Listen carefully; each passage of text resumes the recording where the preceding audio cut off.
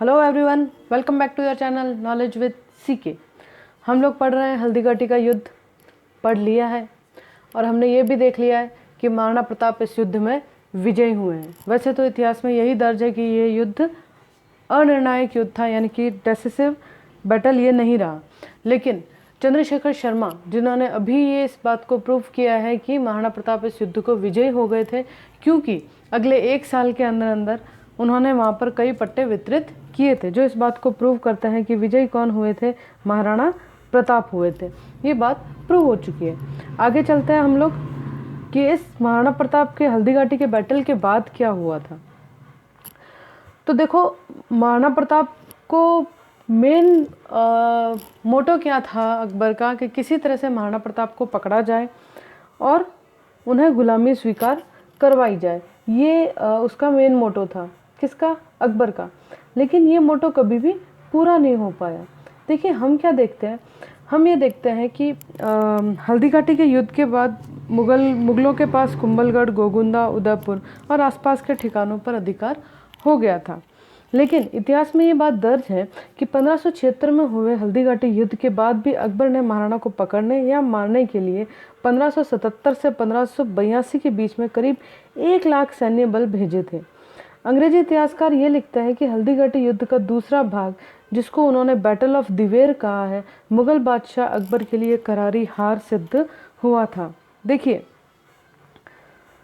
1500 हम बात करते हैं 1577 की।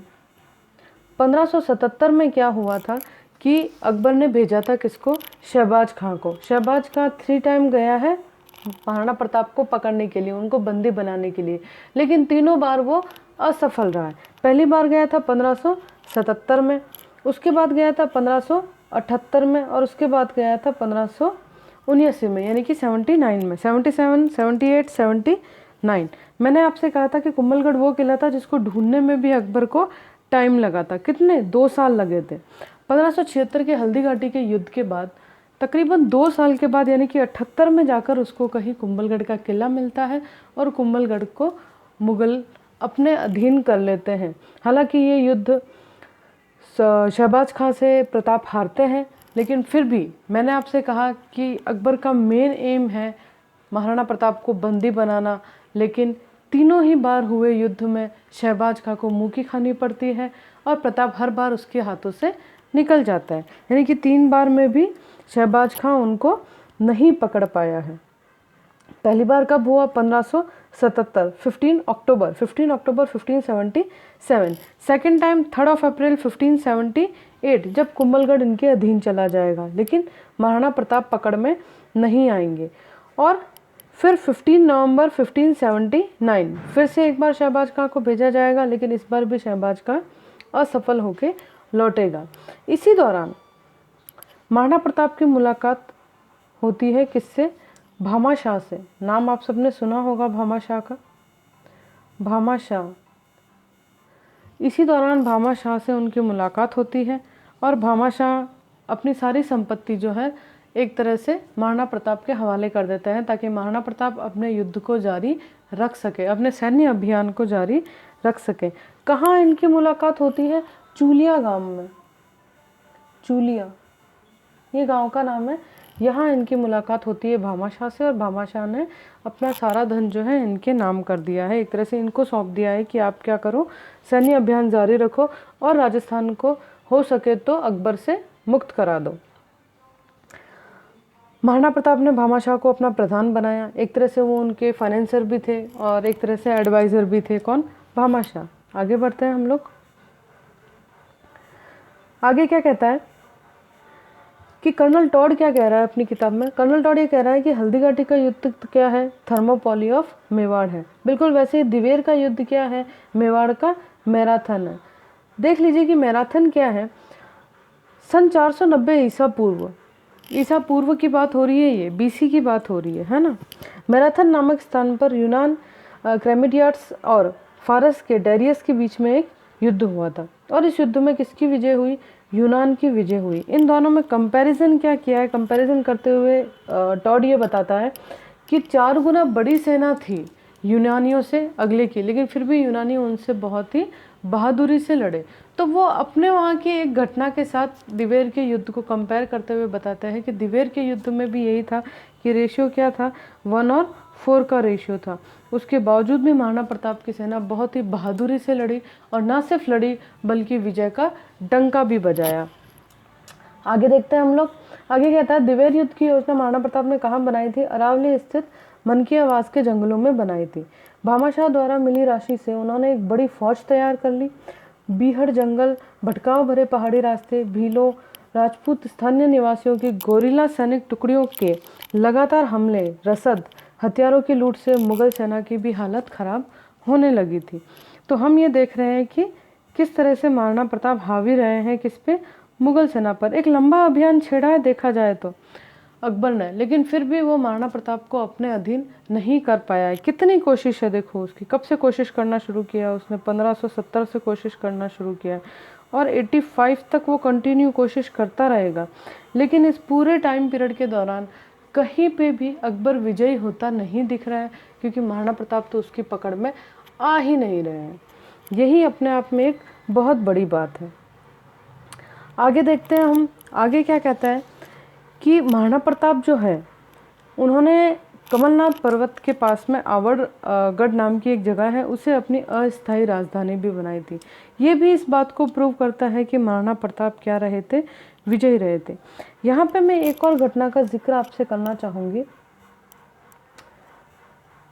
ये देखिए, हल्दीघाटी के युद्ध के बाद 1582 में दिवेर का युद्ध हुआ, इस पर हम चर्चा करेंगे। इस युद्ध में अकबर का चाचा सुल्तान खां, उसने इस सेना की अगुवाई की थी।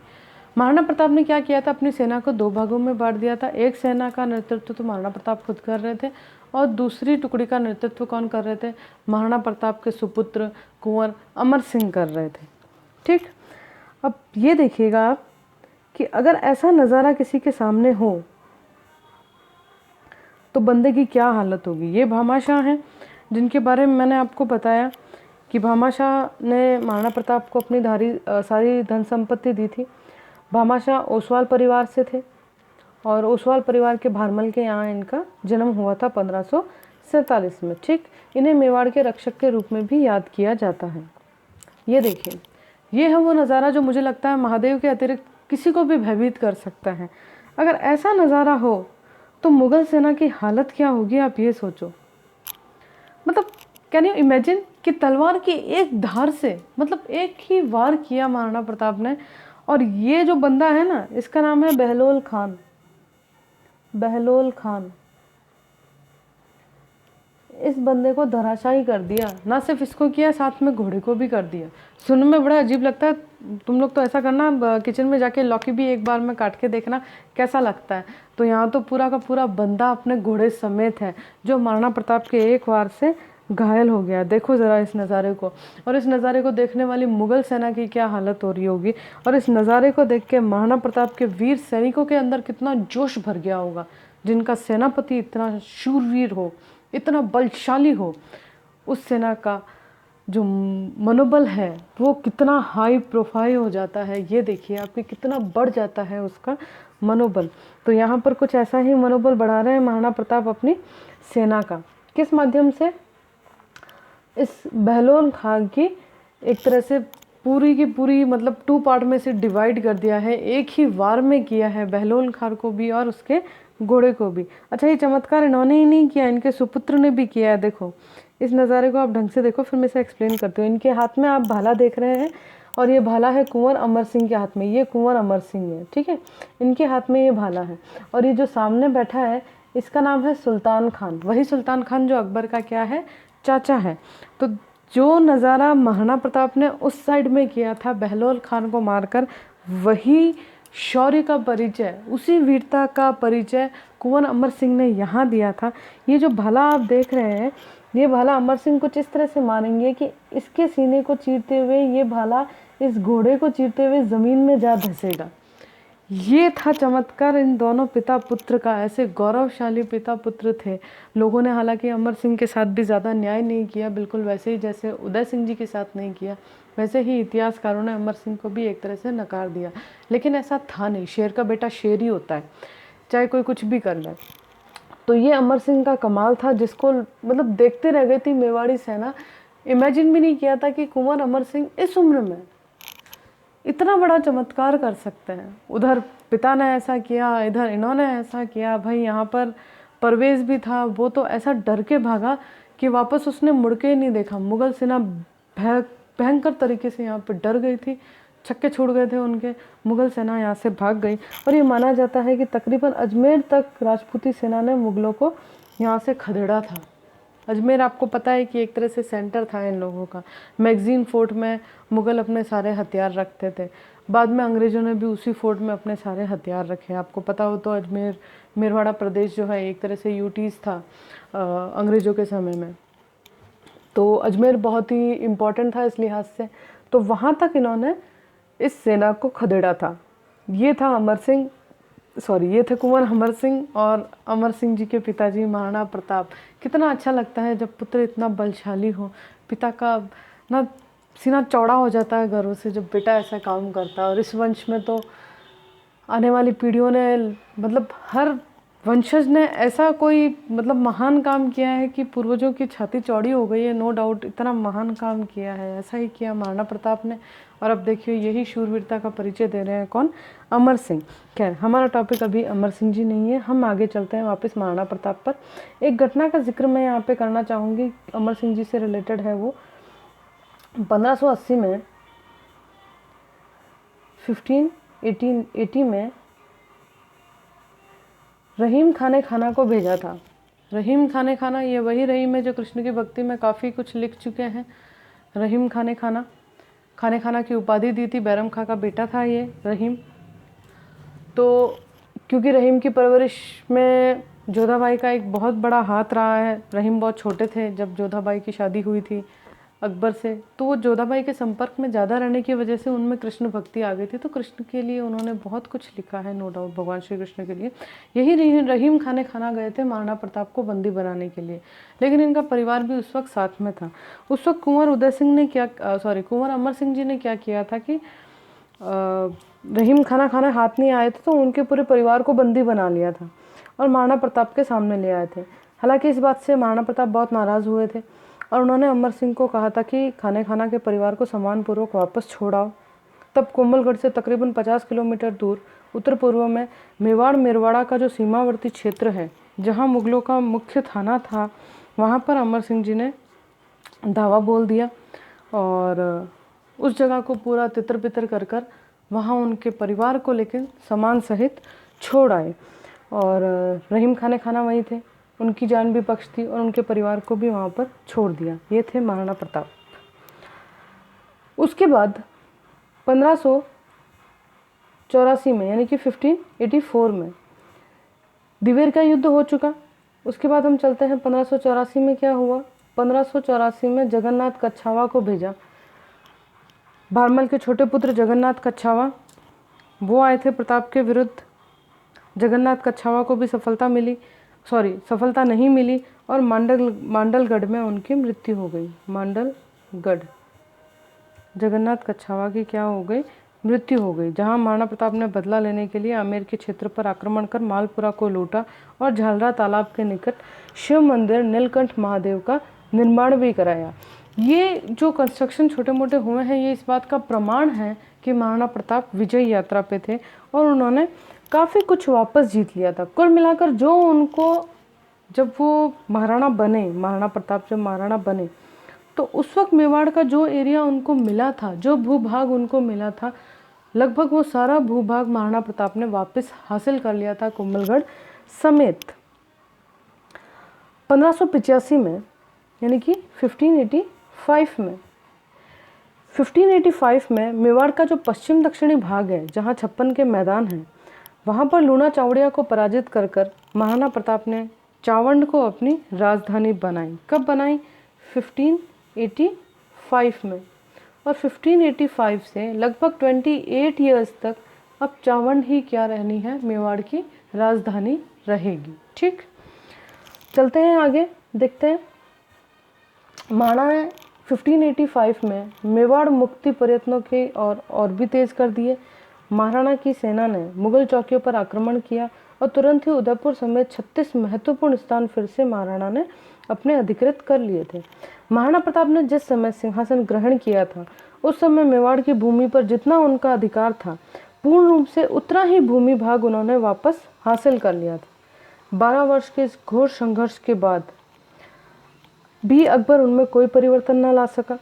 इस तरह महाराणा प्रताप समय की लंबी अवधि के संघर्ष के बाद मेवाड़ को मुक्त कराने में सफल रहे और ये समय मेवाड़ के लिए एक स्वर्ण युग साबित हुआ। मेवाड़ पर लगा हुआ अकबर का ग्रहण 1585 में एक तरह से पूर्ण रूप से समाप्त हुआ, क्योंकि अब इसके बाद अकबर कोई भी अभियान नहीं भेजेगा। अब अकबर थक चुका है।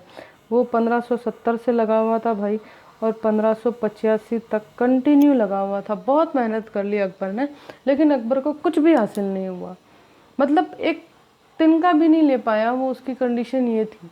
महाराणा प्रताप ने सब कुछ वापस हासिल कर लिया था। फाइनली अकबर ने ये प्रयास ही छोड़ दिया और उन्होंने मेवाड़ से अपना मुंह मोड़ लिया। अब अकबर एक भी अभियान इस तरफ नहीं भेजेगा। वो थक चुका है। अब उसके दिमाग में कुछ नहीं बैठ रहा, तो अब क्या करेगा, वो यहाँ से चला जाएगा साउथ की तरफ अपना अभियान लेके। मेवाड़ के इस सूर्य का हम लास्ट पार्ट पढ़ रहे हैं। उसके बाद महाराणा प्रताप मेवाड़ की सुख सुविधा में जुट गए थे। दुर्भाग्यपूर्ण रूप से 19 जनवरी 1597 नई राजधानी चावंड में उनकी मृत्यु हो गई थी। कहा जाता है कि महाराणा प्रताप के डर से अकबर लाहौर ले गया था अपनी राजधानी और महाराणा प्रताप के स्वर्ग सिधारने के बाद वापस आगरा ले आया था। इस तरह से एक सच्चे राजपूत शूरवीर देशभक्त योद्धा मातृभूमि के रखवाले के रूप में महाराणा प्रताप दुनिया के लिए सदैव सदैव अमर हो गए। ये थे महाराणा प्रताप। दोस्तों, साथियों, अगर महाराणा प्रताप के बारे में बताते वक्त मुझसे कोई गलती हो गई हो, कुछ छूट गया हो, तो मैं उसके लिए आप सबसे माफ़ी चाहूँगी। मैंने अपना पूरा प्रयास किया है कि महाराणा प्रताप के बारे में काफ़ी कुछ आपको बता सकूँ। मैंने 4 वीडियोज़ में महाराणा प्रताप को कंप्लीट किया है। हालांकि जितना बताया वो शून्य है, बहुत कम बताया। महाराणा प्रताप इनसे बहुत बहुत ज़्यादा थे, लेकिन इतनी ही डिटेल में महाराणा प्रताप की आपको देना चाहूँगी। नेक्स्ट वीडियो हमारा होगा अमर सिंह जी पर। जाते जाते मैं आपको ये बता दूं कि 1597 में जो इनकी मृत्यु हुई थी वो धनुष पे प्रत्यंचा चढ़ाते वक्त हुई थी। उस वक्त उनको चोट लग गई थी और उनकी मृत्यु हो गई थी। चावंड से ही 11 मील की दूरी पर बांडोली गांव में जो है उनका दाह संस्कार किया गया और वहीं पे खेजड़ बांध के किनारे उनकी छतरी भी बनाई हुई है जो 8 खंभों की है। कितने खंभों की है? 8 खंभों की उनकी छतरी बनाई हुई है जो विद्यमान है। आप अगर जाएं तो देख सकते हैं। ये बात अलग है कि जिस तरह से मुगलों के मकबरों का ध्यान हमारी गवर्नमेंट ने रखा है, उतना ध्यान उन्होंने किसी भी हिंदू राजा के स्मारक का नहीं रखा है। तो ये एक दुर्भाग्यपूर्ण सत्य है, पर है। चलिए, आज का वीडियो मैं यही समाप्त करती हूँ। जय एकलिंग, जय Mewar. Thank you for watching this video. Have a wonderful time ahead. जय महाराणा प्रताप।